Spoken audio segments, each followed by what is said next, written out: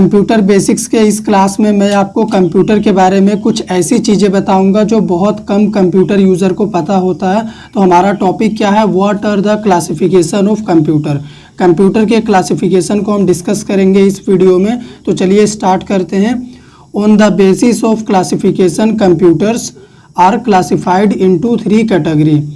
Classification के according अगर हम बात करें तो कंप्यूटर को 3 कैटेगरी में क्लासिफाई किया गया है। वो क्या है क्लासिफिकेशन ऑफ कंप्यूटर में? पहला होता है टाइप, सेकेंड है साइज और ये थर्ड हो गया पर्पस। तो अगर कंप्यूटर का कोई क्लासिफिकेशन बोलेगा कितने टाइप का होता है तो आपको ये 3 आंसर ही करना है, एनालॉग, डिजिटल, हाइब्रिड। तो अभी ये एनालॉग कंप्यूटर क्या होता है? एनालॉग कंप्यूटर मेज़रमेंट के लिए यूज़ किया जाता है, जैसे गाड़ी की स्पीड नापनी हो या फिर पेट्रोल पंप में कितना पेट्रोल गाड़ी में डालना है, इन सभी चीज़ को मेज़रमेंट, किसी का भी ब्लड प्रेशर अगर आपको नापना है तो इन सभी काम को एनालॉग कंप्यूटर करता है और ये हमें ग्राफ के फॉर्म में रिजल्ट इस तरह से दिखाता है जिसे समझना बहुत मुश्किल होता है। हॉस्पिटल में भी इसका यूज़ किया जाता है, ठीक है। डिजिटल कंप्यूटर की बात करें तो डिजिटल कंप्यूटर वो कंप्यूटर होता है जिसमें 0 1 के फॉर्म में हमें रिजल्ट दिखता है। बाइनरी नंबर का कॉन्सेप्ट ये यूज़ करता है।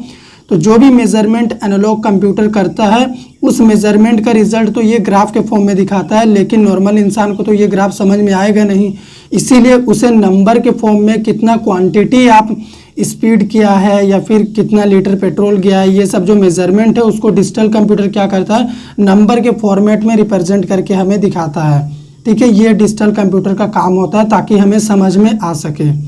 हाइब्रिड कंप्यूटर की अगर बात करें तो इसमें एनालॉग कंप्यूटर और डिजिटल कंप्यूटर जो काम कर सकते हैं इन दोनों का कॉम्बिनेशन होता है हाइब्रिड कंप्यूटर। इसमें क्या होता है कि मेज़रमेंट का काम एनालॉग कंप्यूटर कर देता है और उसे रिजल्ट डिस्प्ले करने का काम डिजिटल कंप्यूटर करके दिखा देता है। हाइब्रिड में दोनों का कॉम्बिनेशन होता है, ठीक है। तो यहाँ पे अगर हम आपको एग्जाम्पल दें, अगर हम बोले कि 1 लीटर पेट्रोल मुझे अपने बाइक में डालना है, ठीक है, तो 1 लीटर ये क्या हो गया, क्वांटिटी हो गया। तो इस क्वांटिटी को मेज़र कौन करेगा? Analogue computer. जब भी पेट्रोल हमारे गाड़ी में भरा जाएगा तो 1 लीटर पेट्रोल ही आएगा, ठीक है। अभी 1 लीटर पेट्रोल आ गया, उसका अमाउंट कितना हुआ वो ग्राफ के फॉर्म में हमें दिखेगा, वो तो हमें समझ में आएगा नहीं, और ये क्वांटिटी भी हमें ग्राफ के फॉर्म में दिखेगा। तो डिजिटल कंप्यूटर क्या करता है, उसी 1 लीटर को पेट्रोल को यहाँ पे 1 लीटर दिखाएगा। 1 लीटर इक्वल टू मान लो अमाउंट अगर 100 रुपीज़ है तो यहाँ पे जो 100 रुपीज़ ग्राफ के फॉर्म में दिख रहा था यहाँ पे नंबर के फॉर्म में दिखेगा ताकि हमें समझ में आ जाए। अब हम बात करते हैं साइज के अकॉर्डिंग कंप्यूटर की। तो कंप्यूटर को साइज के अकॉर्डिंग इन 4 पार्ट्स में डिवाइड किया गया है। पहला होता है माइक्रो कंप्यूटर। माइक्रो कंप्यूटर वो कंप्यूटर होते हैं जिनका साइज काफ़ी ज़्यादा छोटा होता है। इन्हें हम अपने पर्सनल काम के लिए यूज़ करते हैं, इसीलिए इनको हम पीसी भी कहते हैं। इसे आप कहीं भी छोटे से डेस्क के अंदर भी रख सकते हैं, टेबल के ऊपर भी रख सकते हैं, अपना काम कर सकते हैं। वर्ड फाइल, डॉक्यूमेंट या फिर लेटर किसी को लिखना है, छोटा मोटा जो भी नॉर्मल काम होता है माइक्रो कंप्यूटर के जरिए करते हैं। फिर चाहे टाइपिंग करनी हो, किसी को फाइल सेंड करनी हो या फिर प्रेजेंटेशन किसी के सामने रिप्रेजेंट करनी हो, तो इन सभी काम को हम माइक्रो कंप्यूटर के जरिए करते हैं और इसका साइज काफ़ी कम होता है, ठीक है। अभी बात करते हैं मिनी कंप्यूटर का। तो मिनी कंप्यूटर का साइज माइक्रो कंप्यूटर के मुकाबले थोड़ा सा ज़्यादा होता है। इसमें क्या होता है कि एक से ज़्यादा प्रोसेसर होते हैं, इसीलिए इसका स्पीड भी माइक्रो कंप्यूटर के मुकाबले थोड़ा सा ज़्यादा होता है। ये हो गया मिनी कंप्यूटर। इसका यूज़ हॉस्पिटल या फिर बैंक जैसे ऑर्गेनाइजेशन में किया जाता है मिनी कंप्यूटर का। अब बात करते हैं मेन फ्रेम कंप्यूटर की। तो मेन फ्रेम कंप्यूटर का साइज माइक्रो और मिनी से भी थोड़ा ज़्यादा होता है। इसका स्पीड मिनी कंप्यूटर से और ज़्यादा होता है क्योंकि इसमें बहुत सारे माइक्रो प्रोसेसर लगे होते हैं। इसका यूज़ और भी बड़े ऑर्गेनाइजेशन में किया जाता है जहाँ पे बहुत जल्दी रिजल्ट चाहिए अगर आपको, तो वहाँ मेन फ्रेम कंप्यूटर का यूज़ किया जाता है। जैसे हॉस्पिटल हो गया या फिर बैंक हो गया या फिर कोई साइंटिफिक ऑर्गेनाइजेशन हो गया जैसे इसरो या फिर नासा, इन सभी जगह में। सुपर कंप्यूटर दुनिया का सबसे फास्टेस्ट कंप्यूटर है। इसकी स्पीड को आप मेज़र भी नहीं कर सकते, ये इतना स्पीड काम करता है जितना ये तीनों नहीं कर सकते। अगर मान लो कोई ऑर्गेनाइजेशन है जहाँ पे रिक्वायरमेंट ऐसा है कि आपको एकदम तुरंत रिजल्ट चाहिए, क्विक रिस्पॉन्स चाहिए, वहाँ पे सुपर कंप्यूटर यूज़ होता है। वैसे तो ये चारों कंप्यूटर अलग अलग जगह पे अपने अपने काम के लिए यूज़ किए जाते हैं, लेकिन अगर आपको बहुत जल्दी रिजल्ट चाहिए तब आप मेन फ्रेम में जाइए, उससे भी जल्दी चाहिए आप सुपर में जाइए, या फिर मिनी या माइक्रो में भी अगर आपका काम होता है तो आप कर सकते हैं। ये आपके रिक्वायरमेंट के अकॉर्डिंग डिपेंड करता है। अब हम बात करते हैं पर्पस के अकॉर्डिंग कंप्यूटर को कितने भाग में डिवाइड किया गया है। 2 पार्ट्स में इसे डिवाइड किया गया है। पहला हो गया जनरल, सेकंड हो गया स्पेशल कंप्यूटर। तो जनरल कंप्यूटर क्या होता है, अगर मान लो आप एक स्टूडेंट हैं या फिर एक छोटा मोटा ऑर्गेनाइजेशन चला रहे, जनरल काम कर रहे, तब आप जनरल कंप्यूटर खरीदेंगे। ठीक है, आपका पर्पस होगा जनरल काम। अगर आपका पर्पस है तो आपका जनरल कंप्यूटर में भी वो काम आप कर पाएंगे। लेकिन अगर आप कोई बड़ी ऑर्गेनाइजेशन चला रहे जहाँ पे आपको क्विक रिस्पॉन्स चाहिए, स्पेशल काम को आप कर रहे हैं, वहाँ पे आपका कंप्यूटर खरीदने का पर्पस होगा स्पेशल कंप्यूटर, क्योंकि आप स्पेशल काम को कर रहे हैं। तो ये हो गए हमारे कंप्यूटर के क्लासिफिकेशन। सुपर कंप्यूटर के बारे में आपको थोड़ा सा और बता दूं, दुनिया का सबसे तेज कंप्यूटर सुपर कंप्यूटर है। परम 10,000 सुपर कंप्यूटर का नेम है।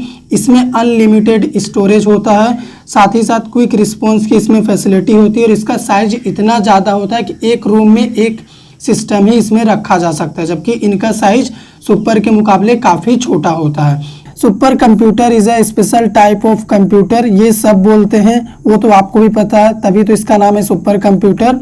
लेकिन ये करता क्या है, whose computing speed is thousands of times more than the personal computer present in our homes. जो भी हम अपना पीसी यूज़ करते हैं हमारे घर में, उसके स्पीड से अगर हम तुलना करें सुपर कंप्यूटर के स्पीड की, तो वो थाउजेंड्स ऑफ टाइम ज़्यादा होता है सुपर कंप्यूटर का स्पीड। ठीक है, इसी वजह से तो इसका नाम है super computer. It can do even the biggest task in a few seconds which our normal computer can not do. बड़ा से बड़ा टास्क आप इसमें परफॉर्म करिए सुपर कंप्यूटर में, सेकंडों में करके दे देगा, जो कि हमारा नॉर्मल कंप्यूटर नहीं कर सकता। ठीक है, टाइम लेगा पर करेगा। तो यहाँ पे हम आपको एग्जाम्पल के थ्रू ही समझाते हैं। मान लीजिए हम यहाँ पे एक कंप्यूटर सिस्टम बनाए, ये क्या है, ये है हमारा पीसी यानी पर्सनल कंप्यूटर जो हम घर में यूज़ करते हैं। अब अगर यहाँ पे हम एक और कंप्यूटर बना देते हैं, ये क्या है, यही तो है हमारा सुपर कंप्यूटर। तो इन दोनों में डिफरेंस क्या है हम आपको समझाते हैं। सबसे पहले तो इसका साइज कम होता है, छोटा होता है, और इसका साइज एक रूम के बराबर होता है। ठीक है, और इसका स्पीड इतना ज़्यादा होता है कि ये सोच भी नहीं सकता। तो इसका यूज़ कहाँ किया जाता है सुपर कंप्यूटर का, बड़े बड़े ऑर्गेनाइजेशन यूज़ करते हैं, जैसे हो गया हमारा नासा, उसके बाद एक और हो गया इसरो। इस तरह के ऑर्गेनाइजेशन में सुपर कंप्यूटर यूज़ किया जाता है, जहाँ पे पल पल की इंफॉर्मेशन चाहिए होती है साइंटिस्ट लोगों को। जैसे एग्जांपल के लिए कंसीडर करिए कि नासा ने क्या किया, एक मिसाइल लॉन्च किया। अभी मिसाइल का लाइव अपडेट क्या है, मिसाइल किस स्पीड से कहाँ जा रहा है, अभी कहाँ पे प्रेजेंट है, वो सारी इंफॉर्मेशन लाइव साइंटिस्ट को चाहिए। तो सुपर कंप्यूटर ही दे सकता है मिसाइल की लाइव अपडेट। लेकिन अगर वही लाइव अपडेट जो नासा ने मिसाइल लॉन्च किया हुआ है, वही लाइव अपडेट अगर हम अपने इस कंप्यूटर से देखें कि मिसाइल कहाँ है, तो हमारा कंप्यूटर क्या दिखाएगा, मिसाइल मान लीजिए कि एक्चुअल में मिसाइल क्रैश कर गया है, लेकिन हमारा ये पर्सनल कंप्यूटर लाइव अपडेट में दिखाएगा कि मिसाइल अभी भी उड़ रहा है। ठीक है, मिसाइल को कुछ नहीं हुआ। जबकि सुपर कंप्यूटर फट से बता देगा कि मिसाइल अगर क्रैश कर गया तो बोल देगा कि क्रैश हो चुका है, उड़ रहा तो बोलेगा उड़ रहा है। लेकिन इसका स्पीड कम होने की वजह से ये मिसाइल क्रैश हो चुका है, फिर भी ये दिखाएगा कि मिसाइल अभी भी सक्सेसफुली जा रहा है अपने टारगेट पे। ठीक है, तो ये डिफरेंस होता है सुपर कंप्यूटर और पर्सनल कंप्यूटर में। अभी आपको कुछ पॉइंट्स याद रखने चाहिए दोनों के बारे में। Super computers are mostly used for scientific and engineering applications. Scientific applications और इंजीनियरिंग एप्लीकेशंस के क्षेत्र में सुपर कंप्यूटर का यूज किया जाता है। हमने आपको एग्जांपल देके समझाया भी। सेकंड पॉइंट क्या है, the performance of a super computer is measured in flops. Floating point operations पर सेकंड में इसकी स्पीड होती है सुपर कंप्यूटर की, जबकि हम जो नॉर्मल कंप्यूटर यूज करते हैं उसका स्पीड होता है MBPS। ठीक है, तो इसके मुकाबले ये बहुत ज़्यादा है, ये स्पीड सुपर कंप्यूटर का। आई थिंक यहाँ पे MIPS होगा। ठीक है, मिलियंस ऑफ इंस्ट्रक्शन पर सेकंड हमारा पर्सनल कंप्यूटर का स्पीड होता है, जबकि सुपर कंप्यूटर का ये फ्लोटिंग पॉइंट ऑपरेशंस पर सेकंड होता है। अभी थर्ड पॉइंट क्या है, super computer uses Linux operating system. जो भी सुपर कंप्यूटर होता है ना, वो लाइनक्स ऑपरेटिंग सिस्टम में चलते हैं। जनरली वो लाइनक्स ऑपरेटिंग सिस्टम में ही रन करते हैं। ठीक है, क्योंकि इसकी स्पीड काफ़ी ज़्यादा होती है, कमांड बेस पे काम होता है पूरा। अगला पॉइंट है CDC 6600 was the world first super computer. दुनिया के पहले सुपर कंप्यूटर का नाम था CDC 6600। ठीक है, एग्जाम में ये क्वेश्चन आता है, इसे याद रखिएगा।